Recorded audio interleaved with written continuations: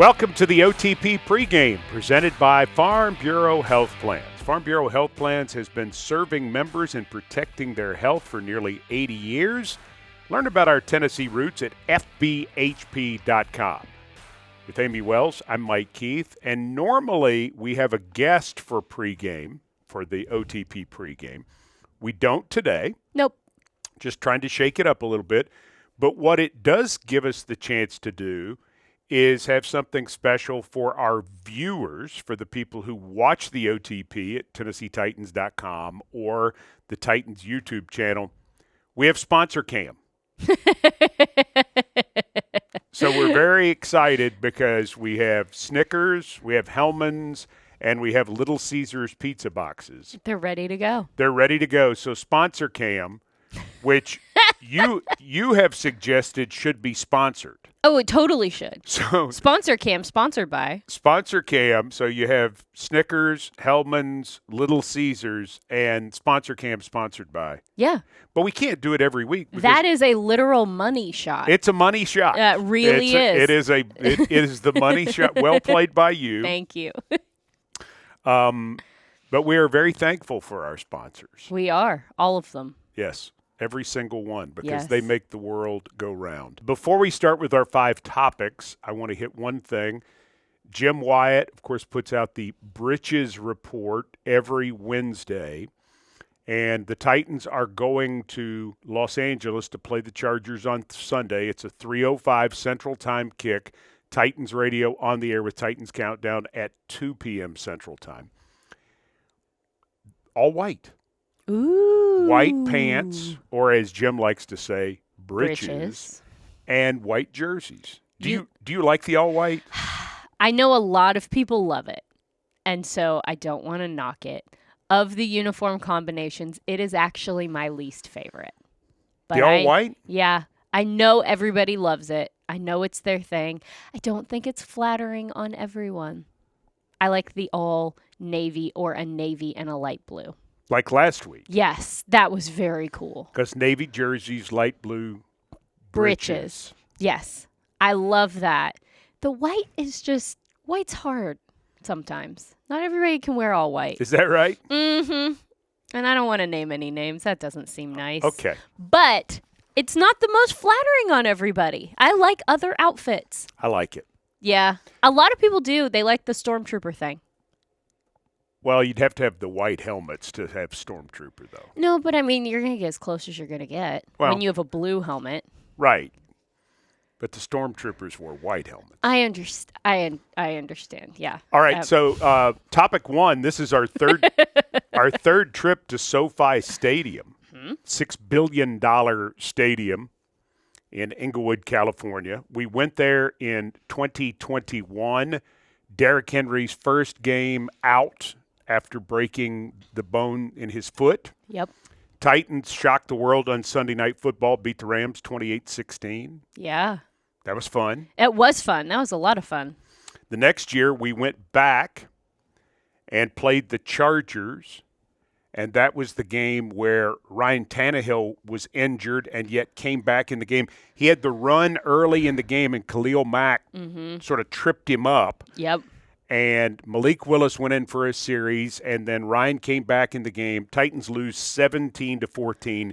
Cameron Dicker with the 43-yard field goal at the gun after Mike Williams, who was traded this week to the Steelers, made the big catch down the sideline. Did they cart Tannehill off the field? Am I remembering that? I don't. They carted him back to the locker room. Well, yeah, that may have happened. Did an X-ray or something, but it was like, oh no, this isn't good. Right. And then he emerges like a prince or a hero. knight. Yeah, Yes. He comes back from the locker room, and he's kind of roaming around on the sidelines, and he you think, came back and he played. yeah, is this man going to come back and play? And then he did. Led the Titans to the tying touchdown, and then again, Justin Herbert, who's still the quarterback and a very good one for the Chargers, hits the deep ball to Mike Williams to set up Dicker the kicker to make the game-winning field goal. I do remember that. Yes. That was an epic game, especially for a sideline reporter. Well, and this building, too, is a real challenge because, I mean, it is massive. It's huge. Huge. Is it the biggest stadium, you think,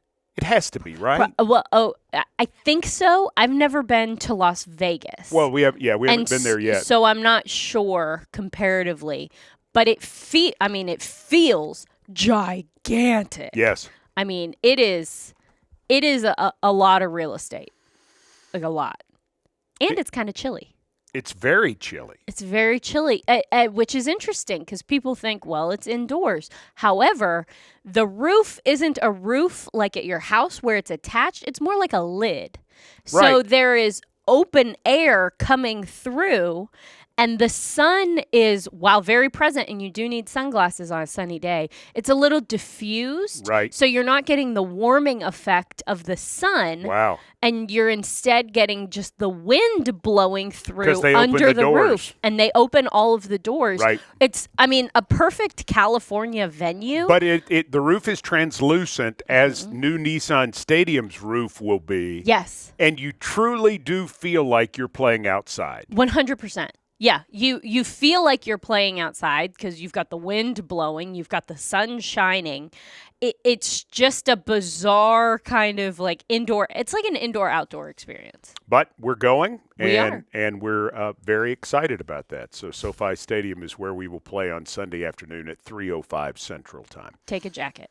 Topic 2 on the OTP pregame: who is Mike Edwards? Great question. Mike Edwards is, as of this recording, the newest Titan. He is a safety. He's originally from Cincinnati, Ohio. He played at Kentucky, played in 51 games at Kentucky, was a third-round pick of the Tampa Bay Buccaneers in 2019. That was the Nashville draft. Yes, it was. Do you have it? This is not fair, but I'll throw it at you anyway. Sure. Do you remember who the Titans' third-round pick was that year? He was taken 82nd overall.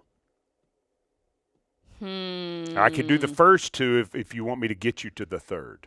Yeah, give me the first two. Okay, Jeffrey Simmons. Yes. And then A.J. Brown. And then A.J. Brown, and then... And then this guy who became a starter pretty quickly as well and is having a good NFL career. Not here anymore, but having a good NFL career. No, just tell me. Nate Davis. Ah, man. He was taken 82nd overall. Mike Edwards went 99th overall.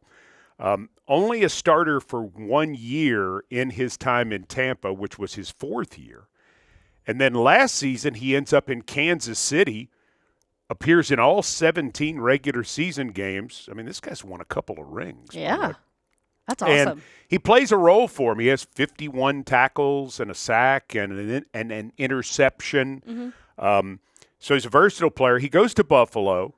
He plays in 3 games for Buffalo, and then since then he's just been, outside of the Titans game, a healthy scratch. He was, I think he was sick the week of the Titans game, but he hasn't played since early October. He asked for his release, and he has been released, and he has joined the Tennessee Titans. And so now you have a player with Quandre Diggs out. Yes. You have a player that brings some experience. He's 28 years old, so it's not like he's an old guy. I mean, he still has skills. He's 5'10 and a half, 205. Why do you say that? You said he's not old. He still has skills. Do you lose your skills when you get old? Yes. I'm sorry, I didn't mean to bump on that. It just tickled me a little bit. You do. You lose your skills? Absolutely. All of your skills? Well, I mean, yeah. I feel like I'm still gaining skills, Mike. Well, yeah. I mean, I'm not talking about real humans. People. I'm talking about football players. I mean, I'm sure they gain skills in the kitchen or gardening or on the piano or whatever. But on the football field, you lose your skills. Well, when you get into your 30s, yeah, you start you can't backpedal as fast. You can't. I mean, it's just bones start to creak in the morning. 100%. Oh, I'm sorry. Please continue. Well, but Mike Edwards, I mean, this is a nice pickup for a team that doesn't have a lot of depth at safety. Mike Brown played better last weekend when he had to step in for Quandre Diggs than I think anybody could have thought. But, Julius Wood is the rookie behind him. They signed a couple of guys to the practice squad who can play safety. But this is a guy who's gone and done it in the league, and because he's been playing, he's been practicing, and because he's healthy, you would think that he could give you, at the very least, quality depth to begin the week. And that's an important thing, because just because the Mike Browns of the world played really well, you need to have depth at that position. You need to have some veteran leadership. Sure. So I think that's a great move for the Titans to continue to bolster that area that just, when it gets bit by the injury bug, yeesh. Well, they weren't carrying a lot of safeties anyway. Right. And because they've been carrying more linebackers due to the fact that they've got James Williams, a rookie, who they certainly wanted to keep on the active roster. They didn't want to try to get him through to the practice squad. Cedric Gray coming off IR. Right. And, you know, they're just in a position right now where they're a little heavier there. They always carry more corners than safeties. Yes. Sometimes you carry 5 safeties. Sometimes you carry 4. The Titans have basically had 4, certainly since the Jamal Adams departure. Yes. Yeah, that's a position that has had some Turnover. rotation Yes. this year. Yeah. Elijah Molden, who the Titans traded at the end of training camp, is starting for the Chargers, and he has 3 interceptions this year. Yeah. He's played regularly in their package. Happy he's having success. Yeah, Hope he nice doesn't guy. have any this week. That's right. All right, speaking of Chargers, let's hit topic number 3. Are you surprised that Ladd McConkey, rookie wide receiver, Georgia, has gotten off to such a nice start? 35 catches, 440 yards, and 4 touchdowns for McConkey, who leads kind of a new look wide receiver core. Mike Williams gone, Keenan Allen gone, and so now Quentin Johnston's there, Josh Palmer's there, but Ladd McConkey has been the lead dog. Yeah, I don't think that's surprising at all. I think that what we talked about after he graduated and ended up declaring for the draft. Did he graduate? I don't know that. I'm sure he did. Anyway, after he left Georgia and was getting ready for the draft, we talked a lot about his versatility and the skill set that he was going to bring. He was my favorite player at the Senior Bowl. Was he? He was my favorite player at the Senior Bowl because you watch Georgia, and they're so talented. And you wonder, okay, are they overwhelming people with all this talent? And then some of the guys who play positions look better, especially skill positions. They look better than they really are based on the fact that their offensive line is so good or their defensive line is so I see what good. you're saying, yeah. So, you know, he's got time to get open, and he's playing with other first-round picks. I thought after seeing him, and one more note about Ladd McConkey, he didn't play a lot last year for Georgia due to injury. So he shows up at the Senior Bowl to prove himself, and, I mean, he is a complete player. Wow. I mean, he's a route runner. He's a pass catcher. He's got more strength. I had my picture made with him. Do you always get your picture taken somebody with said, like hey, your let's favorite? somebody said, let's take a picture. I'm like, okay. Ladd McConkey, is he that somebody? Did he want to take a picture with No, you? he did not say that. Someone else said that and then sent it to me. Anyway, I would tell that story the very picture, I know. and I'm a diminutive man. You are not diminutive. I'm a small guy. Okay. But Ladd McConkey, if you see the picture, you see he's 5'11", 195, 200 pounds. He's got decent size. He runs really well. He's faster than a lot of people think he is because a lot of times those inside slot guys are quick. But, I mean, he can get down the field. He can do it all. He's a player that I thought I would have loved for the Titans to have had a chance to draft. Yeah. Because I'm thinking, I believe Ladd McConkey is going to show up with an NFL team and immediately be able to play based on how he's been coached, the competition that he's played against, and then seeing him in the Senior Bowl compete against the best of the best and win and win and win against good DBs. Yeah. So, I mean, there's definitely a skill set there that has to do with it. It probably also helps that he's in a system that is going through, like you said, kind of a new look. So they're able to design a lot of things to suit what he does best. He's able to really get himself established with Justin Herbert. There's a lot of things that they're able to do because they're retooling a little bit that fit him so well and put him in a situation to be so successful. Hey, Titans fans, celebrate each Titans win and enjoy the sweet taste of victory with a free donut at Kroger the very next day. Just download your digital coupon to score your free donut at any Kroger store. It's our way of saying thanks. Now, let's be clear. It's one free donut per transaction while supplies last. Kroger, fresh for everyone, and official grocer of the Tennessee Titans. Tighten up. Home is at the forefront of all that we do. It's why we're so committed to caring for the places and spaces in which we work and live. Ashley, the official furniture provider of the Tennessee Titans.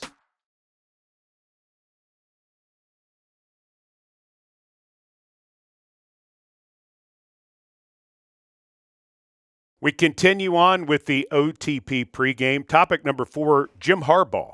Jim Harbaugh. Jim Harbaugh, who actually has a long-standing relationship with our head coach, Brian Callahan. Really? Yes. Tell me this story. So Bill Callahan hired Jim Harbaugh to the Raiders staff, and every day after practice, Jim Harbaugh would work with Brian Callahan because Brian Callahan was quarterback. So he would put him through a quarterback workout. Really? Yeah. So that's got to be a little odd, right? Yeah. Yeah, because he was a high schooler at that point. That's crazy. First off, what a cool thing for a high school quarterback. That Captain to be Comeback is working you out. I got to do my warm-up or my workout with Jim Harbaugh. See you later. Like, that's very cool. What a weird full circle life moment to now be coaching against him. Right. And, like, you guys have the same job. Well, Coach Mack what a weird thing. Coach Mack was with him in Chicago. Crazy. When he was quarterbacking the Bears for a period of time. That's wild. Of course, Coach Mack is he is the Kevin Bacon of the NFL. He really is. 6 degrees of Coach Mack takes you to Bronco Nagurski and Red Grange. It's true.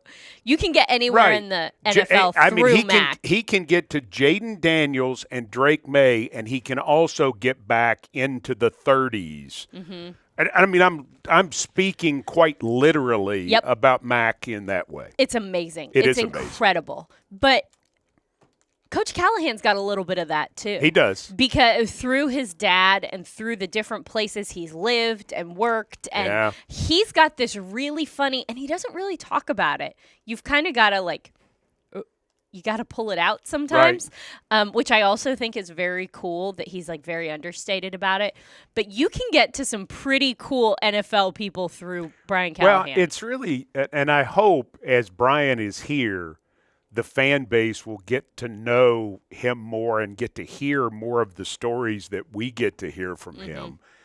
And, obviously he's been pretty busy with starting his head coaching career with the Titans. But, I mean, he's really an interesting guy. Really is. He has the tie to Jim Harbaugh, and this just looks like a Jim Harbaugh team. It really does. Yeah, they are. Khakis and all. Khakis and all. They are, playing with their hair on fire. Right. They are, they're a tough team. They're a tricky team. Right. And they're also just completely bought in. There aren't many teams in the league that you look around and they're like, oh my gosh, everybody here is totally drinking the juice. They are all 100% in on what he is selling to them, and that's why they're having the success they're having. They don't beat themselves. Nope. 4 turnovers on the year. They average 5 penalties per game. Their special teams are excellent. Although Cameron Dickers had a problem making extra points the last couple games, so keep an eye on that. But otherwise, he's been fantastic. Well, no Harbaugh is ever going to have a team with lackluster special teams. It just won't happen. No. J.K. Scott's a really good punter. They've got a good returner. I mean, it's a whole thing. So you got to go beat them. The one thing about them, though, is how they play football. They want to run. They want to shorten the game. They want to play good defense. They're only giving up 12.5 points a game, roughly, 12.6 points per game, which is fantastic. Crazy. But they're averaging less than 20 points a game. Ooh. So they may not – well, but they haven't needed it. I mean, they're 5-3. Yeah, but So they may not run and hide. I mean, it's not – you don't figure they're going to go for 500 yards and 40 points because that's not the style of football they play. They want to bully you. Mm-hmm. And it seems like we've been saying that a lot lately because Detroit certainly wanted to do that. New England wanted to do that. Buffalo wanted to do that as well. Yeah. But that's what they want to do. Now, that makes it a tough matchup for the Titans based on the fact that the Titans are very beaten up. Yeah, it does. It does. Now that you mention it, it seems like we have been seeing almost the same brand of football over and over again, and I think that's why some of the hiccups and some of the tough losses and things like that almost hurt a little bit more because it feels almost like, again, that keeps happening. But it's because we're seeing the same type of football.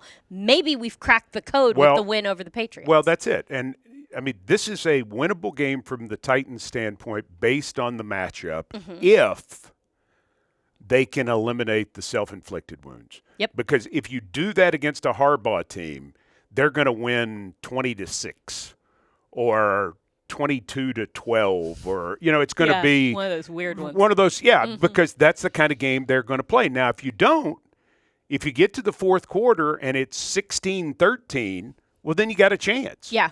And I think for a team that's not scoring a lot of points, which the Titans aren't right now, hopefully that's going to keep changing, then you're in a position where you say, okay, this is winnable if we take care of business. But we've got to be on our P's and Q's because the one thing you know about them is if you're not, you lose. Yeah. Jim Harbaugh teams, you lose. Yeah. I think that's a really good point. The Titans' brand of football works and can beat these teams. Well, they have 400, it's the mistakes. 400 or more yards in each of the last two games. It's incredible. So it's getting better. I think that's really good. Okay. Well, that's good. I'm happy. I'm optimistic. I know I'm excited. You're happy. All right. Topic number 5 on this edition of the OTP pregame presented by Farm Bureau Health Plans. We want to kind of take you behind the scenes a little bit because I want to tell you some of what we do preparing for TV shows. So we shoot interviews for what we call the Nissan Insider for Titans All Access.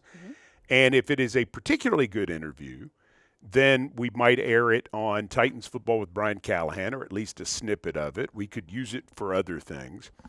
We did an interview with Quandre Diggs, safety Quandre Diggs, and he was really, really good. We were planning to use it sometime, I think, in late November. Yep. Because you stack shows based on, he went to school here, or he's got an opponent here, or he's There's played. some sort of a tie. And then if a guy intercepts 2 passes like Amani Hooker did, you're like, okay, we're going to put him in this week if you already have that done. Well, Quandre Diggs injured out. Yeah. So suddenly you're not going to get to use that interview. And it's a good one. Well, it is. And what we want to do is, one of the cool things about our job is when we get to work with people who are really pros. Yeah. I mean, that's one of the best parts. It's why we're so happy for Nick Westbrook-Akine right now. Everybody in this building loves Nick. Yes. Because Nick just does his job, and you see him in the hall, and he's a nice guy, and he does an interview. He's great for that, and he says hi in the parking garage. And, I mean, he's just a really quality person who goes that you like to work with. Right. Yes.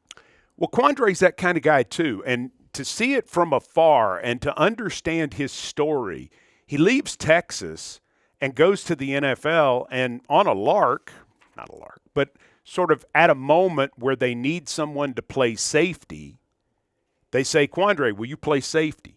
He's like, okay. Yeah. And developing himself further, he goes to Seattle and becomes a Pro Bowler. Crazy. That's what a pro does. You saw that from him in the first 8 games this year for the Titans. So going outside the walls for the OT people, here's our interview with Quandre Diggs to illustrate what a big-time professional in this sport is all about, and you'll see why he contributed and why he will be missed based on how he conducts himself in this interview. So, Quandre Diggs, I feel like I'm doing this way late. I feel like the guy late to the party because this is only year 10 of your NFL career. Right. But you actually have a slight history with the Titans before you got here. Do you remember what it is? Before I got here? Yes. No, I don't, besides playing against us. Playing against y'all last year. Our staff coached you in the 2015 Senior Bowl. That's true. I do remember that. Yeah. I do remember that. That was a rough one. I ain't gonna lie. The Senior Bowl, that's a lot. It's a lot for sure. But yeah, I do remember that. Now, I know you had a visit with the Titans at the Combine. You had a formal interview. You didn't take a top 30 visit to the facility, but they were interested in you clearly. When you came out of the Senior Bowl, did you think maybe the Titans are one of the teams that'll pick me? Nah, I actually didn't. It was 2 teams that I knew that was super interested in. It obviously was Detroit, who drafted me, and then Cleveland. So those are the 2 that I really knew. I knew Tennessee obviously was interested from the Senior Bowl, things like that, but it was those 2 that I really believe I had a chance of going to. All right. So another question that I know you've been asked before, but I have to ask you here. Are you related to Stefon Diggs and Trayvon Diggs? Not at all. Not at all. Nah, my older brother is Quinn Jammer. I know. Yeah, so we not related to those guys. We Texas boys, those guys, DMV guys. So, nah, not at all. But how many times do you get asked, especially Stefon, if you're related to Stefon Diggs? A lot, because we the same class too. Yeah. So me and Steph is the same class, and we used to always call each other cuz, like on the field, off the field, because people always said it, but like, nah, we ain't related, but we all cool with each other. So people come up to you, they go, man, I really enjoy watching your brother play. Yeah. And you think they're talking about Quentin Jammer, and they're actually talking about Stefon Diggs? Well, I know they're not talking about the old guy anymore. He's good and retired, but I know exactly what they're talking about when they come ask those questions, and I just tell them we ain't related, but they good people. Do you ever just say, rather than say anything because you're tired of hearing about it, do you ever go, yeah, it's just great? Nah, I'm gonna set the record. I just set it straight. You know what I mean? Like, I think it's just hard because people, when they ask those questions, you just kind of, you let them down easy. Don't break their heart, but just let them down easy. Just let them. But they great players though. You know what I mean? I love the picture from 2002. Quentin Jammer goes 5th overall in the draft, and there you are. Right. Are you 7 at that point? I was in 3rd grade. Okay, so you're 8 or 9. Yeah, I was in 3rd grade.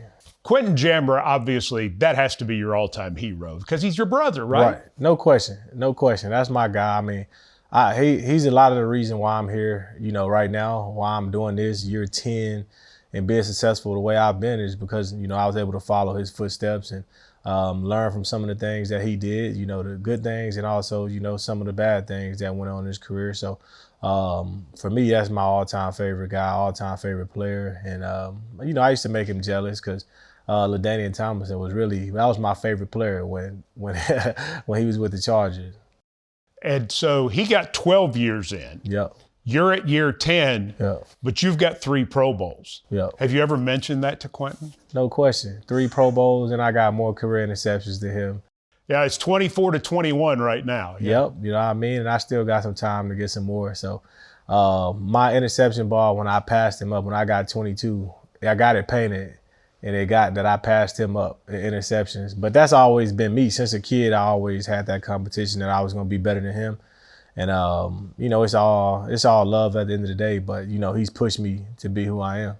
But you're probably not the best athlete in your family, and Quentin is probably not the best athlete in the family. Mom is probably the best athlete in the family? Yeah, my mom. I mean, that's who we got all our athleticism from. It's crazy because I always tell people, like, people is just, they're like, well, you and your brother. And I'm just like, well, my mom, you know what I mean? Everybody in my hometown always talks about my mom, about her playing basketball and stuff like that. So that's really where we got it from, because neither one of our dads were athletic. It was just mom. And she's the tough one in the family too. She's the one that keep us all in line. So yeah, mom she's the athlete. You've said, now you're from Angleton, Texas, what, 20,000 people or so? Yeah. You've said that you couldn't get in trouble in Angleton because everybody knew who your mom was. Yeah, no, that's facts. Everybody.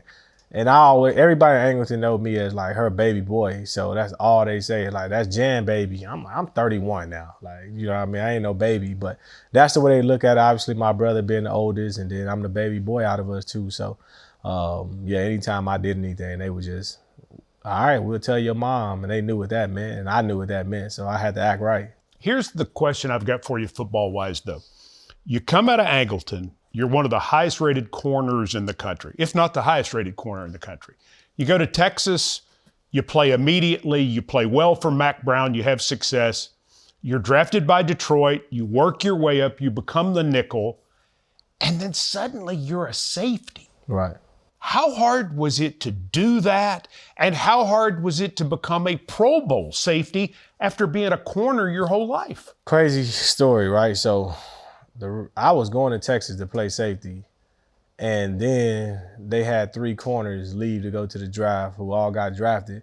So my recruiting coach, Major Applewhite, who was my brother's college roommate, was just like, hey, if you come in and play corner, you possibly will start as a true freshman. So I'm like, let's do it. You know what I mean? Let's go play corner. You know what I mean? And that happened. And I tried to move to safety after we got some more corners in. They were just like, nah, you playing too well. You know what I mean? We don't have nobody else that we can put. So then, obviously, go into the league, played nickel. I played a little bit of corner. And then I always watched Glover Quinn. Everything he did, I just watched. Because he told me when I got there, he's like, you built just like me. You got, you know, the smarts. They're going to move you to safety eventually. And, I mean, end of year 3, our starting safety got hurt. Our coaches called us in. We had a Thursday game after Thanksgiving. Got back on Monday, and the coaches was like, come to the office. And I'm like, dang, what did I do? Like, you know what I mean? And like, you want to play safety? I'm like, if I could play every snap, for sure. And that's what happened. And since then, I'm just like, I ain't moving back. I got my first career interception at safety like 2 weeks after that. And that was it.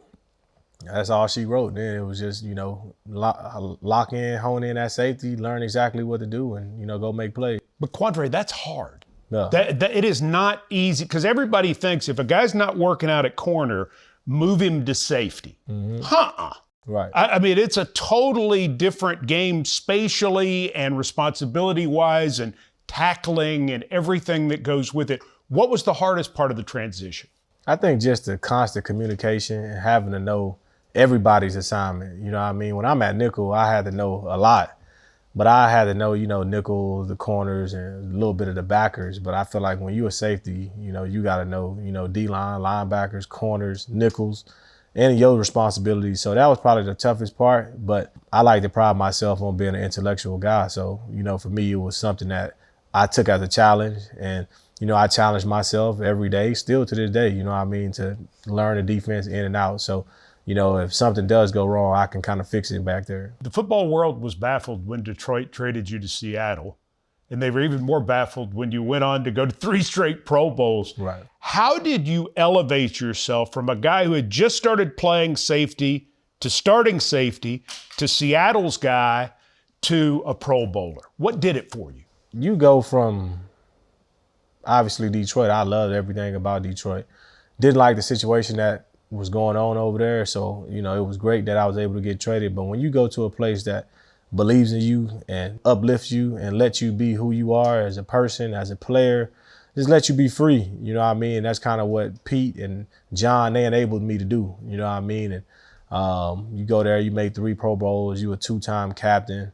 You go have all the success that you had. You know, those guys enabled me to do that. But it also the people that I was with, you know what I mean? I was playing with, you know, in my mind, Hall of Fame guys and, you know, Bobby Wagner and, you know, KJ Wright. You know, I'm out there, you know, and me and Jamal lined up together. You go and you see these guys that you lined up with, you got no choice but to play hard. You know what I mean? And I think that's what just kind of pushed me, and it pushed me. And, you know, me and Bobby are super close, and we always had those talks, and they wanted me, you know what I mean? They wanted me to be great, and they let me be great. So I'm always grateful for that. You get here, and the connection between you and Amani Hooker is just evident. It's visible in every way. And as the season's gone along, the two of you are feeding off one another. How did that develop as quickly as it has? I mean, Hook is a guy that I always watched. You know what I mean? I always watched and seen what he did because you would see him on film with KB. And me and KB are super close too. So we work out together in the offseason, stuff like that. And he always talked highly of Hook. So, you know, when I signed here, besides Jamal, Hook was the first person that hit me up and was just like, yo, like, let's get to work. You know what I mean? And, you know, just a mutual respect thing. You know, me being an older vet guy, I told Hook from the jump, this your room. You know what I mean? I want you to run the room because you're going to be here a lot longer than me. You know what I mean? And I want him to take over. And, you know, for me, I just kind of came in and try to make myself comfortable, let the guys know who I am. And we just had those conversations. You know what I mean? We talk, you know, send each other stuff on Instagram, send each other stuff, you know, through text messages. I see a play on film. He'll text it to me. We'll talk about it. You know what I mean? So, I think that's what's the cool thing. You know, I don't have an ego. He don't have an ego. I think we just want to make plays and we want to have fun. And, you know, I just try to uplift him the best way I can because, like I said, I still want to have success and I've had success, but, you know, I want to uplift him to where, you know, he's 27, he make his Pro Bowls, he go on his run, he does his thing. So I think that'd be cool. A decade in the NFL, all the honors, 24 interceptions, all of the things. What is Quandre Diggs most proud of about the entire body of your career? I think just the consistency. I think for me, when people speak on my name, I just want them to speak of a consistent player on the field and a consistent player off the field and a great teammate. You know what I mean? That's all I care about because if I had a respect inside the building, all the other stuff, you know, it comes and goes. But, you know, these relationships and the stuff that I built, you know, over the time I've been in the league, that's the stuff that's going to stick with everybody the longest. Not Quentin Jamber's more talented brother? Nah, you know what I mean? I feel like that kind of got dropped a long time ago when I started making plays. Everybody, you know, I kind of made a name for myself. Quandre Diggs. Great interview. I'm glad that we were still able to share that. Well, with we people. wanted to share it because we idea. wanted to, you know, people to see. Yeah. Hey, Titans fans, SeatGeek makes it easy to find tickets so you can be a part of all the touchdown celebrations this season. Whether you're buying or selling football tickets, SeatGeek is the place to do it. SeatGeek is the official primary ticketing partner of the Tennessee Titans. The most disruptive idea in ticketing, a ticket that works. Expect the expected. SeatGeek. SeatGeek. Made a rookie mistake this football season? Maybe you should have had a Snickers. Because now you can enter for the chance to turn those rookie mistakes into prizes, including a trip to Super Bowl 59. Visit snickers.com/rookie mistakes for details. Okay, it's time for the key ingredients of the game delivered by Little Caesars. Let's go to Sponsor Cam. Where is Sponsor Cam? Sponsor Cam Pull is it up up to show Little Caesars Pizza. And I've got my watch ready, Mike. All right. Key number 1, Sunday in Los Angeles is more of that. What's that? More of what the Titans did in their win over New England. Win the turnover battles, stay on the field on offense, avoid 3 and outs, and play excellent defense on first down in particular. The Titans made it tougher on the Patriots by doing those things, so more of that, please. Key number 2, play better on special teams. The Titans' special teams improved from Detroit to New England, but they were far from perfect against the Patriots. The Chargers, as we mentioned, are one of the best special teams in the NFL. You got to play good special teams against Jim Harbaugh teams. Key number 3, tackle Justin Herbert. The Chargers quarterback is big, so when you try to sack him, you have to make sure to get him on the ground. Plus, he's athletic and sneaky fast, so when he runs or he's simply scrambling, you got to tackle him like he's a running back. The first key to stopping Justin Herbert is to make sure that you are tackling him. Little Caesars is the official pizza partner of your Tennessee Titans. Download the Little Caesars app and get your favorites delivered today. Delivery fees apply. Mike, I realized a flaw in this plan that we have. What's that? I time you, and you did it. Good job. 59 seconds. But there's no deterrent for you going over. Well, but why would there be? Because then it's a I fun mean, like a game. punishment, like you get to smack me with my, With a pizza box. like you get to. I mean, that would be. We should That would pie be you out or of- out of something. line. You need some sort of deterrent for going over. At least like a horn or something. Amy wants physical violence. No, I don't on the want OTP. violence. I just want some sort of repercussions. All right, back to sponsor cam now, Sponsor Cam. as it is a mayo-tivation from Hellman's. May yo Titans cheers be loud and your buffalo chicken dip make you, your mama, and the entire family proud. Hellman's, the official mayo of the Tennessee Titans. May yo game day be delicious. All right, well done. Thank you. No one in the Snickers hot seat. Let's go back to sponsor cam for Can a we shot just of that.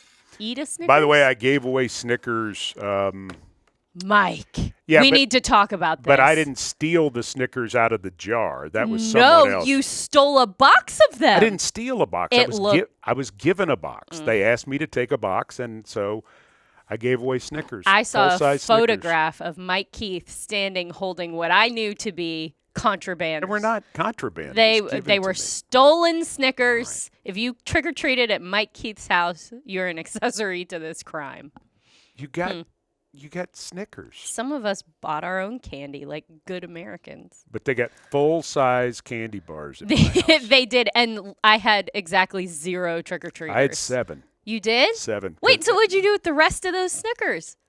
Did you put them in this jar? No. It doesn't look like it. No, Did you just keep those for your own purposes?